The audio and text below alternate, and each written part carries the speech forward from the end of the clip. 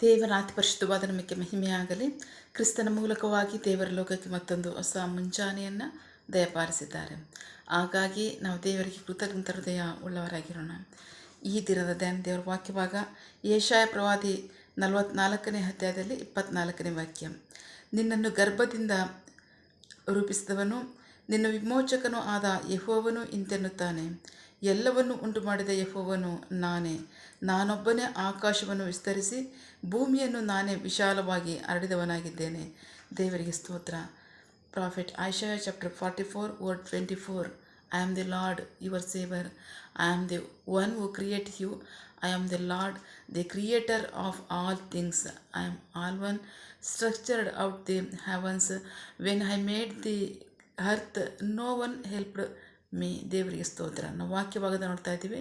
ಪ್ರೀತಿ ದೇವ್ರ ಮಕ್ಕಳೇ, ವಾಕ್ಯಭಾಗದಲ್ಲಿ ಸರ್ವಶಕ್ತನಂತ ದೇವರು ಮುಂಜಾನೆ ಸಮಯದಲ್ಲಿ ನಮ್ಮ ಸಂಗಡ ಮಾತನಾಡ್ತಾ ಇದ್ದಾರೆ. ನಾನು ನಿನ್ನನ್ನು ಗರ್ಭದಲ್ಲಿ ರೂಪಿಸಿದವನು, ನಿನ್ನ ವಿಮೋಚಕನೂ ಆದ ಯೆಹೋವನು ನಾನೇ. ನಾನು ಹೇಳ್ತಾ ಇದ್ದೇನೆ ನಿಮಗೆ ಏನಂತಂದರೆ, ನಾನು ಎಲ್ಲವನ್ನು ನಾನೇ ಉಂಟು ಮಾಡಿದ್ದೇನೆ. ನಾನೊಬ್ಬನೇ ಆಕಾಶವನ್ನು ವಿಸ್ತರಿಸಿ ಭೂಮಿಯನ್ನು ನಾನೇ ವಿಶಾಲವಾಗಿ ಹರಡಿದ್ದೇನೆ. ನಾನು ಯಾರ ಸಹಾಯವನ್ನು ನಾನು ತೆಗೆದುಕೊಂಡಿಲ್ಲ, ಸಮಸ್ತವನ್ನು ನನ್ನ ಹಸ್ತವೇ ಮಾಡಿದೆ. ದೇವರಿಗೆ ಸ್ತೋತ್ರ. ಇಲ್ಲಿ ವಾಕ್ಯಭಾಗದಲ್ಲಿ ದೇವರು ಅಷ್ಟು ಮಾತ್ರ ಅಲ್ಲ, ಇನ್ನೊಂದು ವಾಕ್ಯ ನೋಡೋಣ. 45:7 ಸೇಮ್ ಬುಕ್ ಚಾಪ್ಟರ್ 45 ವರ್ಡ್ 7. ನಾನೇ ಬೆಳಕನ್ನು ರೂಪಿಸುವವನು, ಕತ್ತಲನ್ನು ನಿರ್ಮಿಸುವವನು, ಸಮಾಧಾನವನ್ನು ಉಂಟು ಮಾಡುವವನು, ಕೆಟ್ಟದ್ದನ್ನು ನಿರ್ಮಿಸುವವನು. ನಾನೇ ಯೆಹೋವನಾದ ನಾನೇ ಇವುಗಳನ್ನೆಲ್ಲ ಮಾಡುತ್ತೇನೆ. ದೇವರಿಗೆ ಸ್ತೋತ್ರ. ಅವ್ರು ಹೇಳ್ತಾ ಇದ್ದಾರೆ ಸಮಸ್ತವನ್ನು ನಾನೇ ಮಾಡ್ತಾ ಇರೋದು ಅಂತ. ದೇವರಿಗೆ ಸ್ತೋತ್ರ. ಆದರೆ ಇಲ್ಲಿ ವಾಕ್ಯಭಾಗದ ಸನ್ನಿವೇಶ ನೋಡೋದಾದರೆ, ವಾಕ್ಯಭಾಗದ ಸನ್ನಿವೇಶದಲ್ಲಿ ದೇವರು ಏನು ಹೇಳ್ತಾರೆ ಅಂದರೆ, ಯೆರೂಸಲೇಮು ತಿರುಗಿ ಕಟ್ಟಲ್ಪಡ್ಬೋದು, ಅದು ನಿವಾಸವಾಗುವುದು, ಅದು ಜನರಿಂದ ತುಳುಕುವುದು, ಜನರ ಗದ್ದಲ ಉಂಟಾಗುವುದು, ದೇವಾಲಯ ಅದಕ್ಕಿಂತ ಮುಂಚೆನೇ ಕಟ್ಟಲ್ಪಡುತ್ತೆ ಅಂತ ಹೇಳ್ತಾ ಇದ್ದಾರೆ. ಅಂದರೆ ಒಟ್ಟಾರೆಯಾಗಿ ಯೆರೂಸಲೇಮು ಪುನಃಸ್ಥಾಪನೆ ಆಗಬೇಕು, ಇದು ದೇವರ ಕಾರ್ಯ ಆಗುತ್ತೆ ಅಂತ ಹೇಳ್ತಾ ಇದ್ದಾರೆ. ಸೊ ಯಾರು ಮಾಡ್ತಾ ಇದ್ದಾರೆ? ನಾವು ನೋಡ್ತಾ ಇದ್ದೀವಿ, ದೇವರು ಯಾರಿಗೆ ದೇಶವನ್ನು ಒಪ್ಪಿಸ್ತು ಅಂದರೆ, ಬಾಬಿಲೋನ್ನ ಅರಸನಂತ ನೆಬೂಕದ್ನೆಚ್ಚರನಿಗೆ ದೇಶವನ್ನು ಒಪ್ಪಿಸ್ಬಿಟ್ಟು ಅವ್ರು ಏನು ಹೇಳಿದ್ರು, ಯಾರಾದರೂ ಸರಿ, ಯೆರೆಮೀಯ ಪ್ರವಾದಿ ಪುಸ್ತಕದಲ್ಲಿ ಹೇಳ್ತಾ ಇದ್ದಾರೆ, ಏಕೆಂದರೆ ಯೆರೆಮೀಯನಿಗೆ ಜಗತ್ತಿನ ಎಲ್ಲ ದೇಶಗಳನ್ನ ದೇವರು ಕೊಟ್ಟಿದ್ದರು, ಎಲ್ಲ ಪ್ರಜೆಗಳ ಮೇಲೆ ಆಳ್ವಿಕೆಯನ್ನು ಕೊಟ್ಟಿದ್ದರು.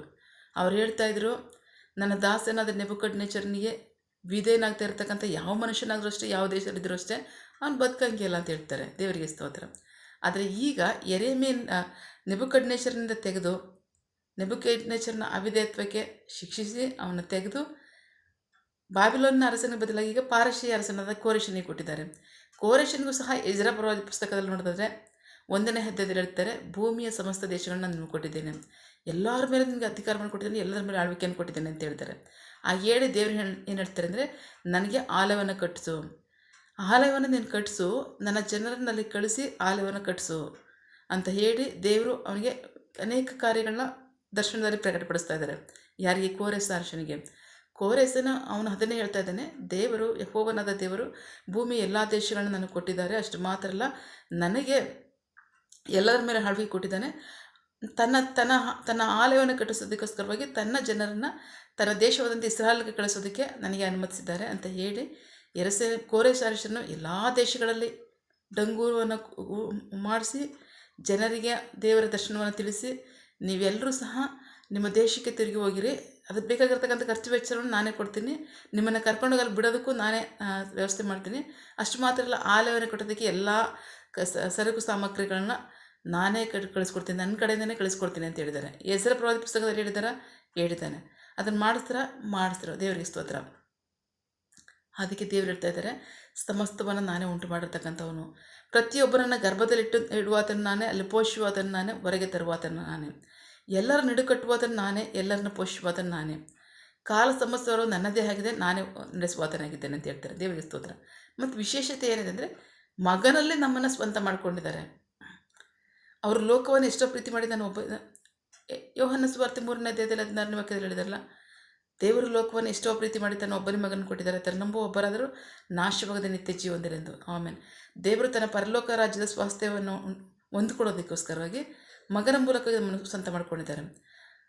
ನಂಬುವವರಿಗೆ ಪರಲೋಕ ರಾಜ್ಯ, ಆದರೆ ಎಲ್ಲರನ್ನ ದೇವ್ರು ಉಂಟು ಮಾಡ್ತಾರೆ, ಎಲ್ಲರನ್ನ ಪೋಷಿಸುವವರು ಅವರಾಗಿದ್ದಾರೆ, ಎಲ್ಲವನ್ನ ತನ್ನ ಕಂಟ್ರೋಲ್ ಇಟ್ಕೊಂಡಿದ್ದಾರೆ. ಸೊ ಹಾಗಾಗಿ ಪ್ರೀತಿ ದೇವ್ರ ಮಕ್ಕಳೇ, ನಿಮ್ಮ ನನ್ನ ಅವಶ್ಯಕತೆ ಏನಿದೆ? ನಮ್ಮ ಸಹಾಯ ಮಾಡೋ ಜಾಗದಲ್ಲಿ ಅವ್ರಿಗೆ ವಿಶ್ವಾಸಿಗಳಾಗಿರ್ತಕ್ಕಂಥ ದೇವ್ರ ಮಕ್ಕಳು ಇದ್ದಾರಾ? ಇಲ್ಲ. ಎಲ್ಲರ ಮೂಲಕ ನಿಮ್ಮ ಸಹಾಯ ತರ್ತಾ ಇಲ್ವಾ? ಮನುಷ್ಯರ ಕಾರ್ಯಕ್ಕೆ ವರ್ಷಾನುಗಟ್ಟಲೆ ನಾವು ಆ ಉದ್ದೇಶಗಳನ್ನ ಇಟ್ಟೇ ಇರ್ತೀವಿ, ಆಲೋಚನೆಗಳು ಮಾಡ್ಕೊಂಡಿರ್ತೀವಿ. ಆದರೆ ದೇವರ ಕಾರ್ಯ ಕ್ಷಣ ಮಾತ್ರದಲ್ಲಿ ಮಾಡಿ ಮುಗಿಸ್ತಾರೆ.